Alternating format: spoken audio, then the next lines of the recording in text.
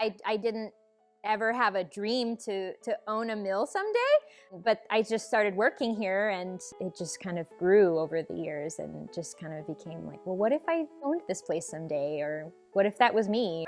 My name is Markale McWilliams, and I am the owner of Valley Oak Wool and Fiber Mill. For me, this place kind of fulfills that ag side that I didn't get to really explore when I was younger.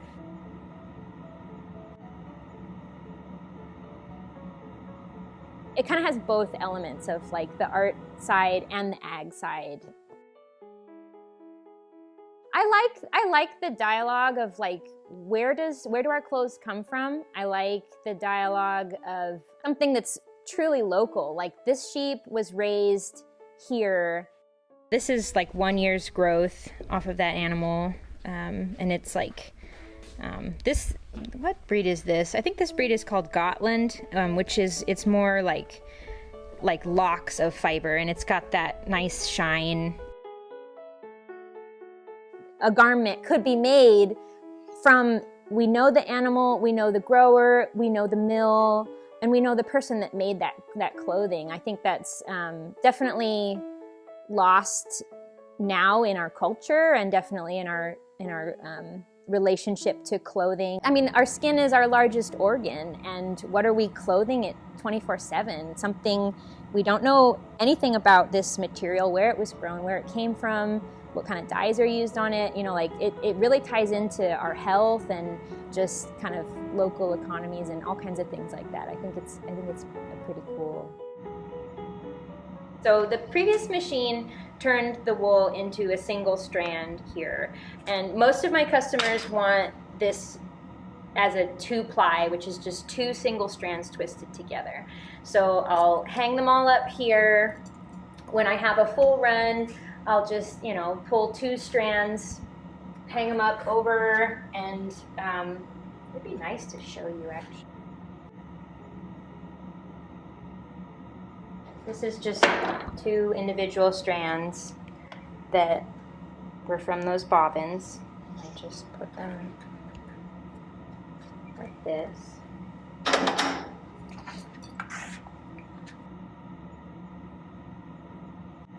And I have to twist each one every machine when I'm setting something up. I have to start it by hand.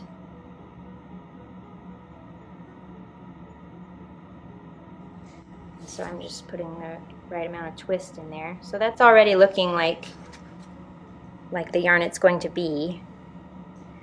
So then in this case, I'm just gonna find the end and tie a little knot. And this was actually operating really well.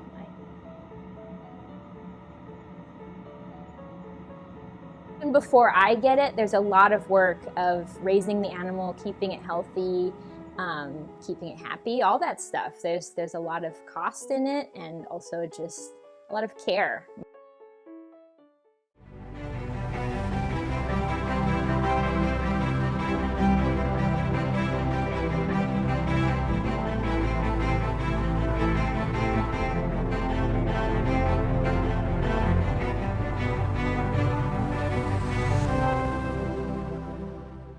My name is Jeff Boone. I'm the oldest of the family, the father and the primary owners here at Patio 29 Spirits Company. I'm Adam Boone, and I'm the production manager and head distiller.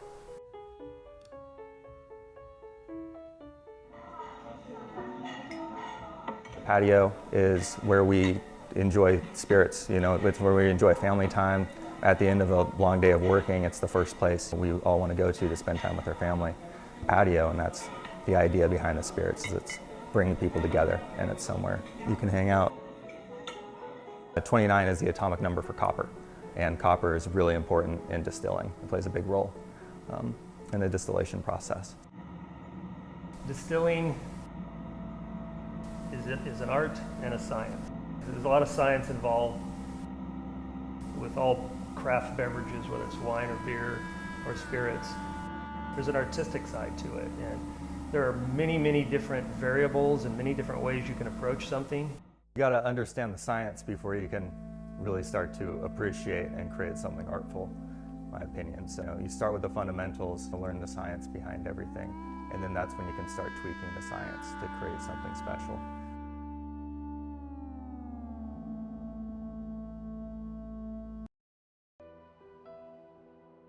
You want to get the fundamentals down so you know we made something and it was great. Well, we want to do that the second time and the third time and the fourth time, and we want to continue to make it better. But you really have to understand when you have a problem, something didn't quite come out the way you thought it would. You have to understand the science to solve those problems. When we think about making a cocktail, it's really about balance. You have sweet, you have sour, you have umami, you have all these different bitters, you have all these different flavor components.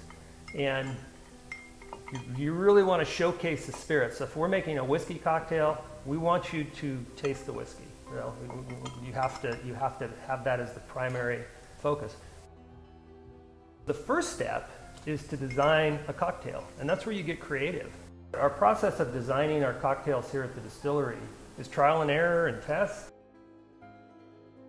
People are looking for more than just whiskey Coke or a gin and tonic nowadays. They want something that is going to speak to them in some way, whether it's just the fact that it's using local ingredients, maybe it's something special, or seasonal. Seasonal we found is really, really important. Don't want to be drinking a hot coffee style cocktail in the middle of summer. Something that they can relate to the season.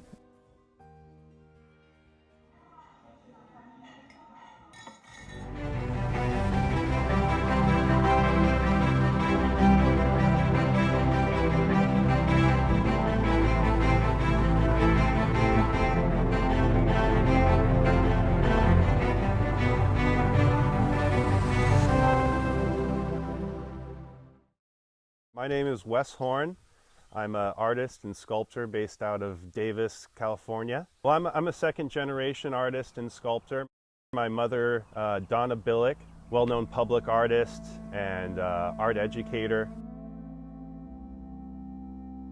Certainly just the blessing of having established professional studio available to you is something that not all artists have, and I feel really lucky to have even had that opportunity. Building public art is a big facet of what we try to engage, and I love the physicality and the scale that demands. Having a functional aspect, I also really find appealing. You know, it breaks down the walls. Like, you're not usually supposed to touch art per se, but when you go in a public realm, there's really no possibility for white ropes. So you try to use that to your advantage and have people interact with, sit on something. This is a functional bench that is kind of representative of some of the methods and materials that we use here in the studio pretty often. We use a hybrid kind of combination of handmade ceramic tile here in the studio, and also, in this case, a lot of manufactured tile that we've collected. Just a durable standalone thing that just from the ground up won't blow over in a breeze, can hold the weight of a person, and just has endless possibilities as far as what direction to go with it. Yeah. Clay is definitely the mother medium here for us. That memory of it when it's kind of in its soft elemental form, that you can touch it and it will react perfectly, and then kind of juxtapose that with its permanence later. It also appeals to us, I think, in that it can be a folk art medium, in that it is elemental. To access it is easy. It can be someone from any background or age group is able to manipulate some clay in one way or another. So that's another aspect of what we do, is bringing in what we call a community build format, where we're able to take ceramic out into a community or bring people here into the workshop and have them build a handmade tile on their own, go back, fire those, and then kind of work those into a larger piece that might go on site in a school, in a transit area, but kind of bring in the people that are going to be interacting with it in the public space at the fabrication end, even at the design end and the concept end. So that's the big part of the community build model, and why clay fits so well into that is because it is a folk medium and something that people can access and use without any really prior experience.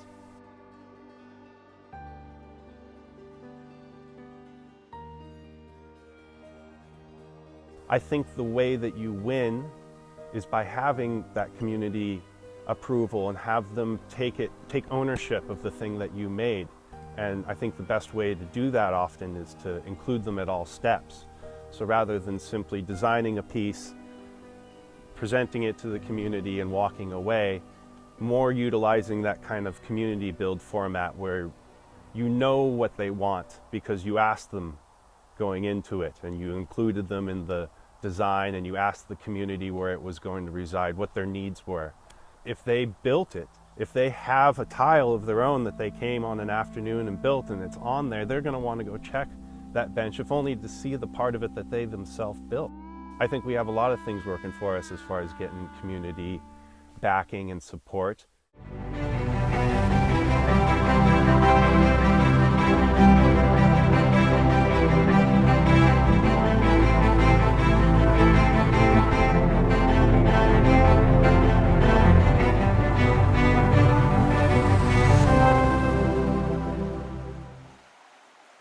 My name is Phil Gross.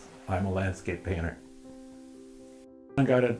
Worked for a mining company as a exploration geologist looking for gold, silver, lead, zinc. Meanwhile, I started a dance company and directed and choreographed dance called Fly By Night. And I did that when I was laid off in the winter times from my exploration work. And I did ceramics. And I was getting pulled in two different directions. Am I a scientist? Am I an artist? There's no money in art. I'm making good money in science, and I really love geology, but it's really lonely out in the field, climbing up the mountains. I miss the community down here. And I fortunately, in an odd way, got accused of a crime I did not commit. It took a year to clear my name. In that period of time, I'd let myself be an artist completely. And when my name got cleared, I said, you know, I'm not a criminal. I didn't do this. And I realized I don't want to do geology. I'm not a scientist. At heart, I had more of a passion toward the arts. It was a long time before I became a painter, which I am now. Dance fades with age. Ceramics got too dusty. There is beautiful art in science.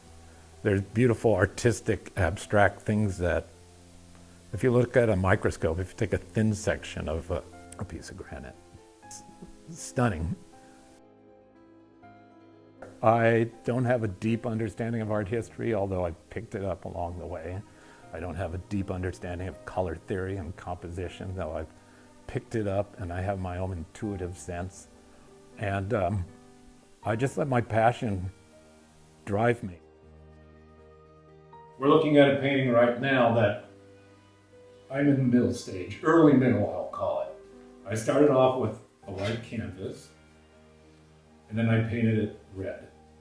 I like the way the colors, when painted on top of red, interplay. Not all the colors are opaque. Many of them are semi-transparent or completely untransparent.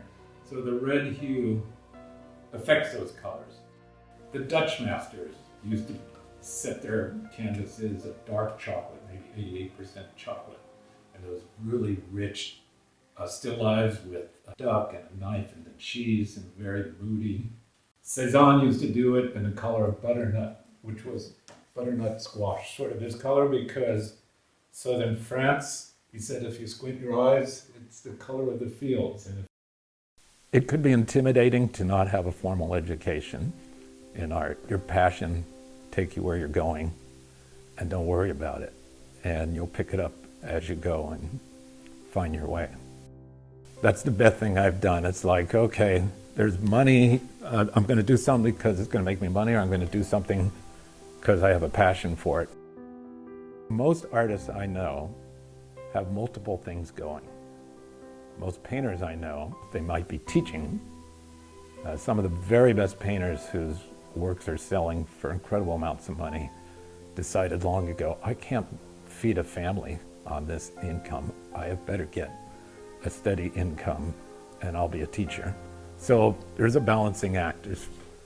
It's tough to make a living that's consistent in the arts, and a lot of artists are not drawn to it for the business aspect, and it's hard to accept that you have to be a business person.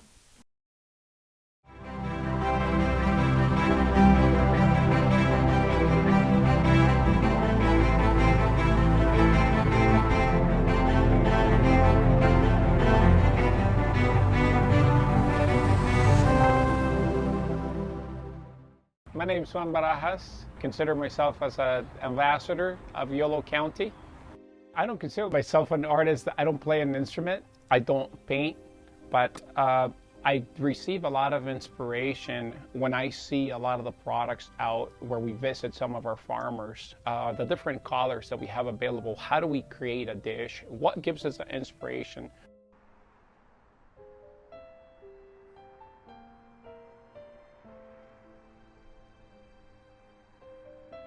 We have a nice nasturtium plant in here. So right here, I mean, if you're talking about art, look at the different colors that we have available. So our whole goal is just to be able to create and utilize everything that we have around us. We eat with our eyes. So when we do that, we look at the art form and the flowers and everything like this is so beautiful. It's also healthy and it's also tasty. So that's how we express ourselves when it comes down to food.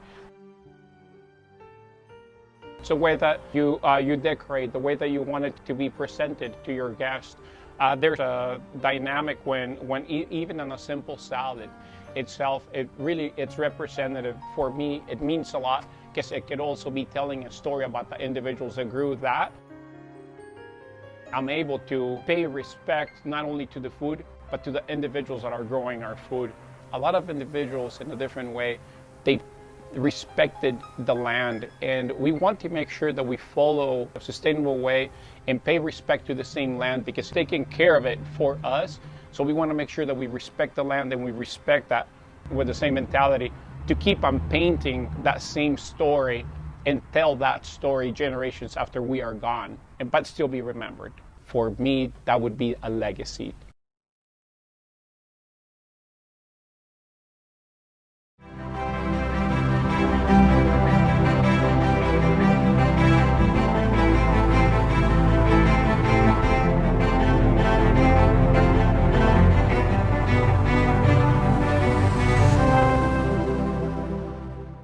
My name is Malachios Montoya. I'm a printmaker and a painter, and I do socially conscious work. When I got to Berkeley, it was the height of a lot of turmoil. Students were demonstrating for a better education. Students were demonstrating against the war in Vietnam. Farm worker struggle was just beginning, and demonstrations against the selling of grapes on campus in the cafeterias. I found out that it was very important that I could use my skills to support those struggles by doing posters for students. My parents were farm workers, and I had worked in the fields for many years. And I remember thinking that, my mom and dad weren't just poor farm workers, they actually contributed to the wealth of this country. You get full of pride and you feel good. Say, I want to do this, I want to expose this. I want to tell the world that farm workers are valuable. And I want to tell them that the war in Vietnam is wrong and that we're sending young men to die unnecessarily. It was a great feeling to be able to get up every morning and say, I have something to do. I have to talk about these issues, and I'm going to use my artwork to do that. That was, to me, something that a weight off my shoulders, that I could do something important. It's a wonderful feeling that you can change something, and that you can bring about a new awareness to people. This was inspired song that I would listen to when I was working out here in the studio, and it deals with a man who has left his family. He's lost to his family. A nephew or a son is looking for him and finds him in Mexico City. He's working unloading boxcars.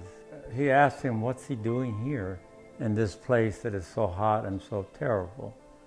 And he says, I have nothing to lose anymore. My wife has passed away. My children have grown and left. So here I am alone. So what is there for me to go back to? When you want to conquer somebody, you take away their culture and they become lost. You try to find something else to replace that. And young kids choose gangs, different fashions, and it makes those who destroy them richer. Some people, they refer to my work as propaganda, but it's good because then it gets us into a discussion that all artwork is propaganda. It just depends who you want to propagandize for. If you say nothing with your work, that supports those who would want us to say nothing, to keep us quiet. Art should speak about something. Yes, it should speak about something.